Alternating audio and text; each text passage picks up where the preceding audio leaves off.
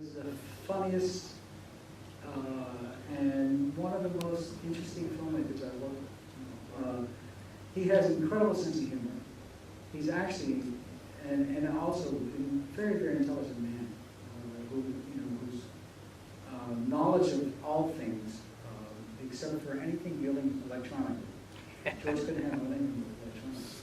But George, we always felt that if he ever got an email that he would break the internet. George is, John and I grew up in Pittsburgh and started working with George and started our careers there, and probably have learned more from that experience and which led us to our careers out here. We've been out here now for 28 years. And his love of any kind of form and his visual style is what really went to Creepshow. And all of the structure of his love of the comic book format is what pushed this.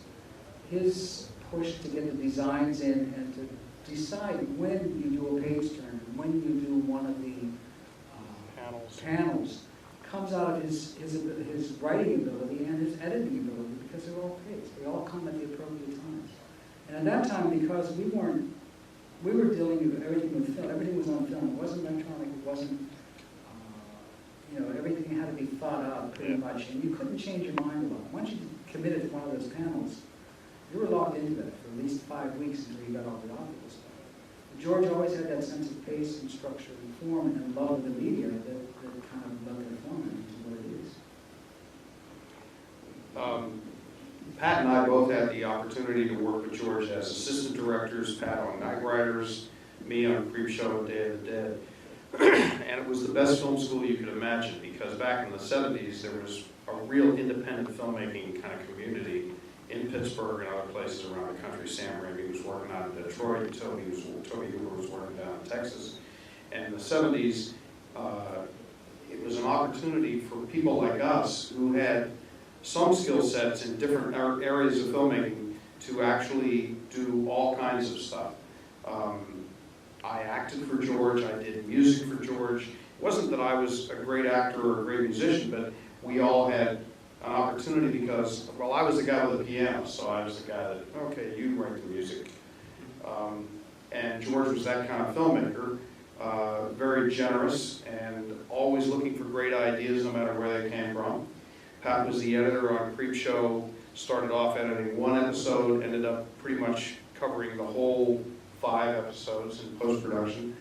And it was really a great school of filmmaking, but it was also really a lot of fun because, as Pat says, George has this incredible sense of humor.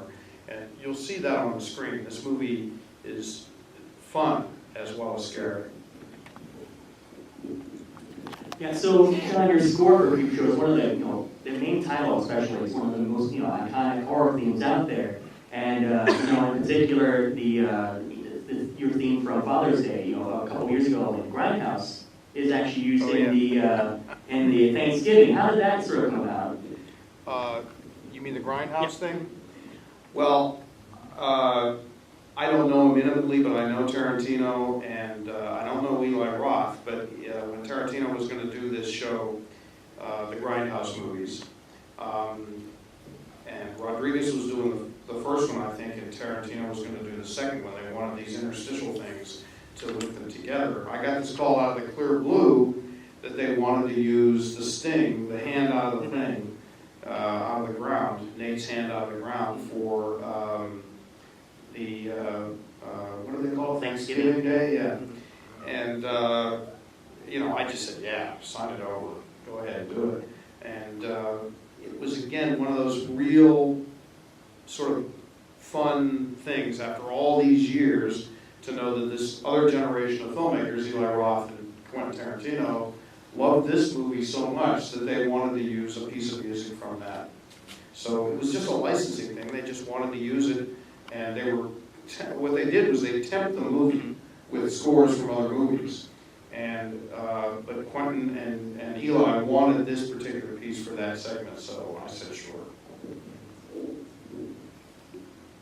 So Pasquel,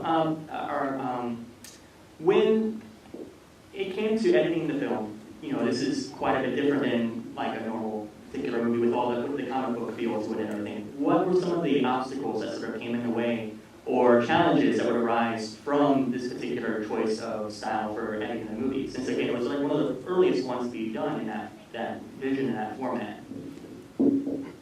Well, again, we were editing film, and so every optical and every effect had to be, was done photochemically. So one of the things we had to do was decide on the first and last frame of each movie pretty early on, because they had to be sent, copied, and then Drawn and animated. Drawn and animated, and then we had a match frame to the actual shot of the film. And, doing it optically was actually pretty tricky. I mean, now I could do it on an iPad, but at that time it was pretty tricky. So we had just putting deciding the first, we call it the splash pages for each segment. And then there was, and I read this on the internet, I guess, so there was a different order originally in the screenplay. Yeah, I think Tide was... I think Tide and Crate were inverted. Inverted. And I don't even think, at one point, Creeping Up on You wasn't even in the script, I think. It was an addition. It was an addition, yeah. There was another story that they were going to do, and then they went back to it. They couldn't, they didn't know, George didn't know if he could pull it off. Right. Because of the, Right. Because of the technical problems of dealing with that many roaches. But we had, and I think we had a screening in New York where we decided George walked in the order of the show. Mm-hmm. And, but that had to be decided because we were locked into the visuals. Then became the question of when do you leave a scene in, or how do you pace a movie when you're going to do transitions in the comic book?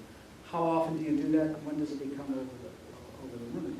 And that's where you had to just sit back and trust George, because he kind of had the overview of the structure.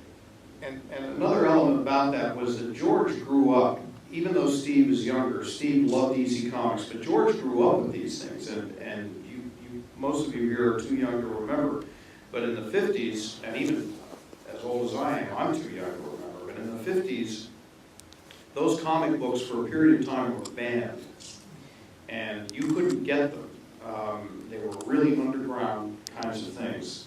The Tales of Terror and, the things with women's heads, walking around like chopped off and arm body parts and things like that. You couldn't get them. But George, in particular, knew these comic books, so he understood even the pacing of reading one of those comic books and how that artwork all worked. And so, as Pat said, you had to really trust his judgment on how those panels would work, because the intention all along was to make this movie just like one of those comic books. Yeah, and there were some technical things too, like the color backgrounds. Yeah. There's shots that have what we needed to use what they call a split diopter lens, so that the foreground and the background is both in focus, Right. Which is a common. There's a close-up of a knife, and then Jordy Barrow. You'll see that a lot in Jordy Barrow. Yeah, and everything is in focus, including the foreground, and that's George's visuals.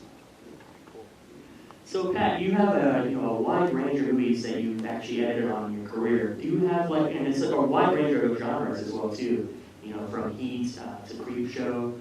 Is there a particular genre you have a particular affinity for more than others, or do you enjoy each of them equally? No, I do enjoy it. If I like the script, then I enjoy the movie, the work in the film. But the interesting thing is that because I have been very lucky in my career and what I worked on, but all of them, the Michael Manns and the Marty Scorsese's, all respect George Romero as a director. And that's one reason that I was able to get interviews with those people and be able to work with them. Because they always respected his filmmaking. In fact, Scorsese and Romero, a lot of ties that go back to their days in Brooklyn. Both tied to a filmmaker called Michael Hahn and Telston Hoffman.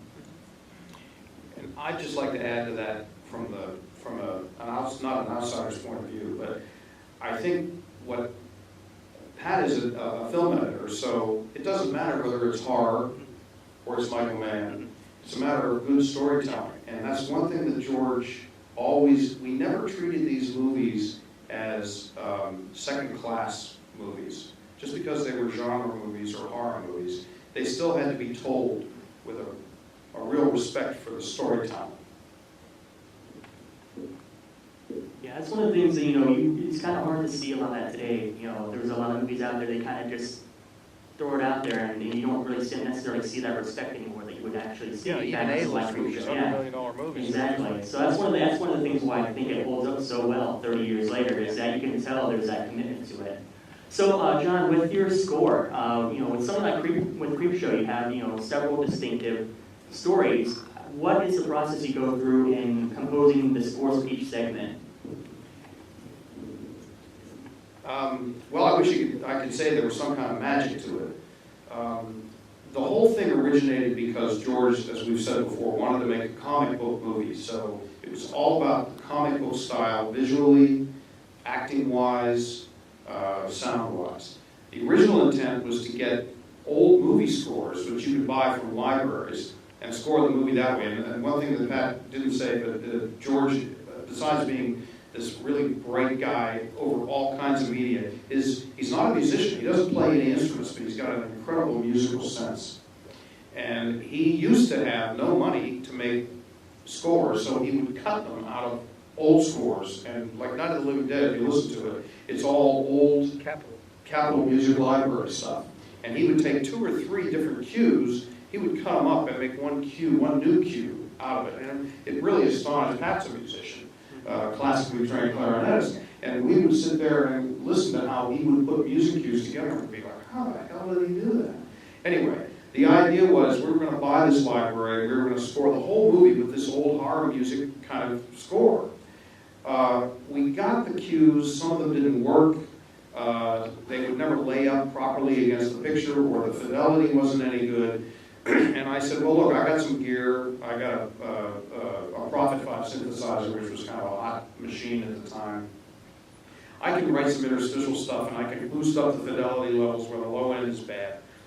So I started doing that a lot with Pat. And we would score the movie. I would look at the cues. I would add some stuff. I would make some connections. It ended up that George would say, well, look, this isn't really working. Why don't you just write an original cue for this? And so one thing led to the next, and then I ended up scoring, most of the movie. And it was really all done with the Prophet 5 synthesizer, the piano, and that's pretty much it, I think. Yeah, John would come into the editing room. We had these early flatbed machines. He would just go from one room to another and plug his Prophet 5 into the speaker, and then he would play his score. He would just improvise and play it. So we would watch the films on it. George would say, oh yeah, I like that, man. So one more question before we open up to the audience. Basically, is there one particular memory, or are there any memories of work you worked with on Creepshow, or a particular moment that really stands out in your mind today, even 30 years later? Well, I think back then, even we would be working in editing late at night, and Steve was always there, and George, and the two of them would hang out and talk. And Steve would come in every day with he had an old Royal typewriter. Yeah. And he would come in with a 6-pack of beer, portable, and it was a bunch of AC/DC tapes. He would blast it, full blast, and he would sit there and he would just do this. And at the end of the day, he would carry a ream of paper up. It was typewritten single space. He was writing the novel Christine at the time. Christine was actually George's wife's name, which is why he labeled it. But the two of them would sit around at the end of the evening, and it would be breaking up the editing session. And, just the two of them would sit and talk. And, one of the conversations I remember with them was we were talking about what the scariest scene was. And there you had George and Steve King, and the one scene that they both agreed upon was the scariest thing that they've seen in a movie was the White Room scene from 2001. Yeah. So they're two guys who make a career and a living off of bringing things back dead. And the scene that frightened them the most was a man facing his own mortality. Yeah, an old guy sitting in a room alone. Yeah. There's so many memories of making Creepshow, most of which I can't remember anymore.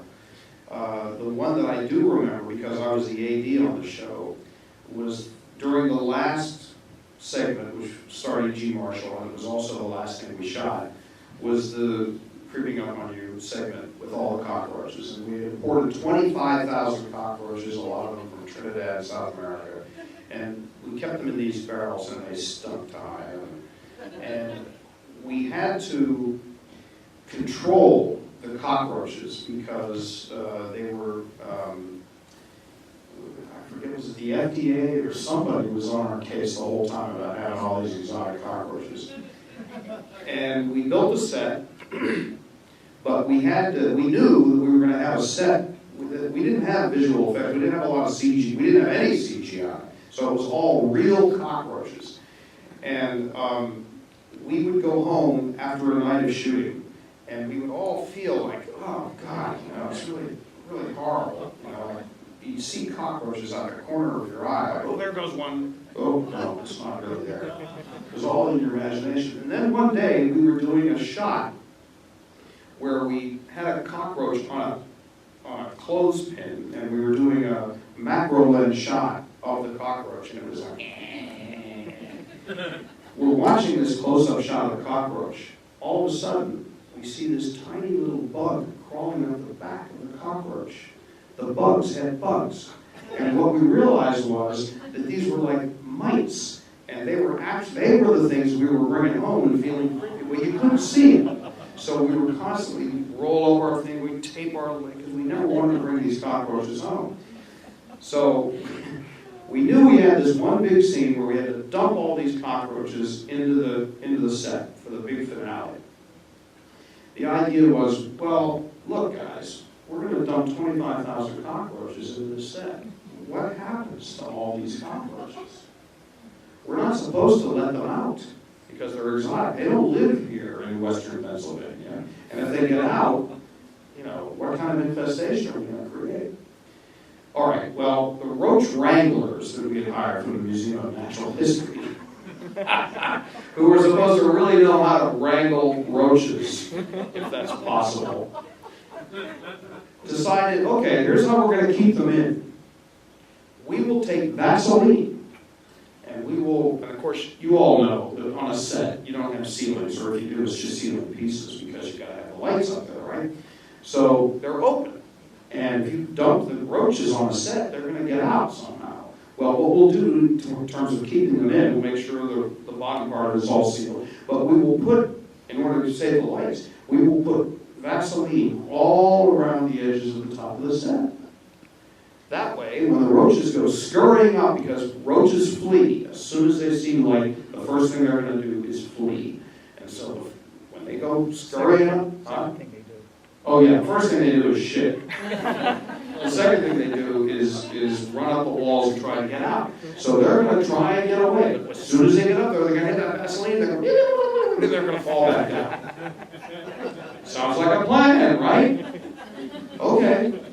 We smear Vaseline all over this fucking set.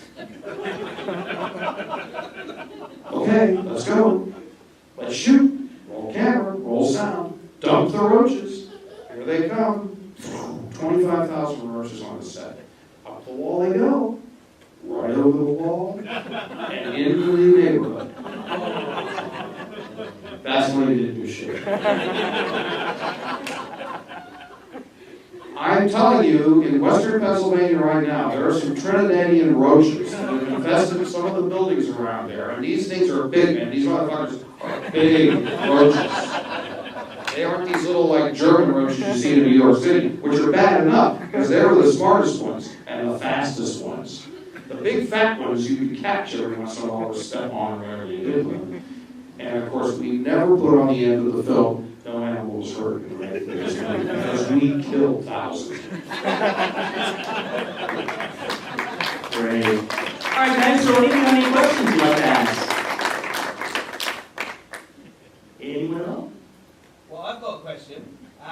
Pasquel, when you were editing, was there any sequences that were particularly difficult to edit, and was there any humorous outtakes you can let us in on? Anything that made the cutting room floor that you felt should have been in the film?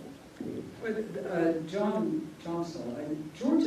George was he set up an editing room in his apartment, and George did the edit, cut, tie something tied over. And I think the first cut of that thing was As long as the rest of the it was movie. about 75, 80 minutes, and actually it was a feature film in itself, but it was incredible. Oh, yeah. And he had done his own temp music before, and he had, it was an operatic, typical Romero operatic score. And it was actually very, very interesting. And that was one of the ones, because it really gave you, it was actually much more claustrophobic than this version is, because you really got the sense of what it is like to be buried in sand. And it was one that suffered the most from being cut down. And then Jordy Verrill, was interesting because of Steve. But also, it's when I learned that it's harder to edit with a single character in the frame because you've got less things to bounce off of, and your cuts actually really have to observe them a little bit closer because you don't have two people to deal with. But the roach thing actually was pretty good. It wasn't that much of a problem. Which one? The cutting the roach one. It wasn't monkey. I did monkey shines with George, which actually was pretty challenging because we had Yeah, the monkey. The monkeys actually were a little harder to deal with than the roaches. The roaches were for you on the set. I wasn't cutting them. Yeah. When John, I was in a cafeteria, and whenever they would come back from lunch, I would grab a bunch of dates and raisins and just line them up on the tables, just so the first thing they would see when they got back to the film. Well, there is that scene where, you guys know the movie, where E.G. pours the cereal out, and the roaches are in the cereal. I'm telling you, after doing that show, you never looked at food the same way. Any little dark spot in any food that you had was a potential roach. All right, anyone else? Yes. I just want to say I'm glad you really got affected negatively from that experience with bugs, because I had that experience the rest of my life. After I watched this film, I was freaked out about roaches forever. So I'm glad you guys felt the same shooting it, because you did that to all of us. Anybody that's lived in New York knows this piece real well, right? I'm from New York. Of course. Well, there you are, man. What can I say? Any other questions? You talked about the length of Tide You Over. Was there any kind of a consideration about the lengths in general? Because it seems like they're so random in terms of how long Jordy Verrill is so much shorter than the others, and McCrae is so much longer than the others. Was there ever any kind of a thought process? Was it all just about it being 2 hours, or was it taking each one individually? No, each actually, because I should have looked up my script because I probably have the shooting script. I shouldn't say that out loud. Track me home. The original shooting script, and the stories were written with that in mind. Yeah. George's films, John and I have done everything from Night Riders to I went all the way through Dark Hat. Oh, yeah. Oh, that's Dark right. Hat and Monkey Shines. George's first cuts always come in pretty long because George's films make sense. They're intelligent, and he gets links between things. Creepshow, we were pretty brutal with the second pass of it, cutting it down into a manageable form. I know there's stuff out on the internet about what things have been dropped. We finished the film in the spring, April, and then before it got sold to Warner Brothers. And then when Warner Brothers bought it, we cut another, I think, 6 minutes out of the film, and went from a mono to a stereo mix. And there was actually very little insignificant things cut. The crate was always going to be the showcase film, because that was on the script. And that was the reason there was a debate as to whether or not it should be third or fourth in the lineup. And it's also the structure. The EC comic books used to have short stories, and then there'd be one long center story that was longer, all of them dealing with revenge. And then a very, very short story at the end. And so that's why the problem they're creeping up on me was last. I think this will be last one. Do you have a question? Well, my question was, how was to work with someone like Paul Holbrook, which he has a reputation to be a stage actor mainly, and I was seeing in a horror flick like that. I mean, he has some kind of attitude or something like that. Pretty sure. This was a really interesting film for George because it was the first time that he really had a lot of Hollywood stars in the movie. And everybody came, I think everybody signed on, like Al Holbrook, Fritz Weaver, Leslie Nielsen, E.G. Marshall. I mean, these guys were big stars and had done a lot of movies. I think they signed on because they knew of George's reputation, but I think there was a bit of trepidation as well. Like, well, what are we doing? We're coming to Pittsburgh. We're shooting in this high school that has been turned into this set, and we're making this kind of weird horror movie. What is this all about? I have to say, having been the AD, that every one of them were incredible professionals. They came to work, they treated the material. This is what we were talking about earlier with Pat and the way he treats the editing. Nobody was slumming it. Everybody treated it as if it were an A-list Hollywood movie.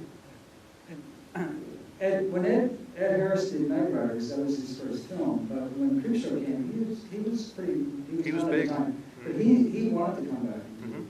And my wife and I had worked with E.G. Marshall on the National Geographic series, and she actually got into the script, and he wanted to do it because his whole life he wanted to sit on the screen and say fuck to the camera. And he was so excited about it. He really loved it. And he added them every line that he put. There were more fucks in his mouth than there were in the script. He loved doing it. All right, well, Pat, John, I want to thank you very much for both coming out here tonight, and you guys getting made an incredible movie, and looking forward to watching it again here on the 30th anniversary. So thank you once again. And once again, now we're going to turn it back over to Peter.